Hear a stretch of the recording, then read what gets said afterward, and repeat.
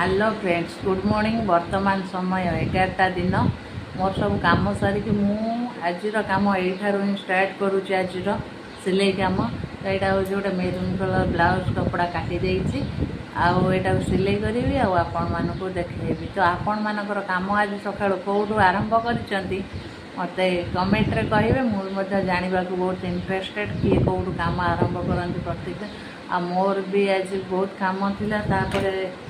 आज मजा संडे अच्छे यहाँ को करवा जहाँ जमी समय लगे करी यहीटा तो ही कर आज अच्छे ऑर्डरटा करदे आपण मन को देखा। Thank you.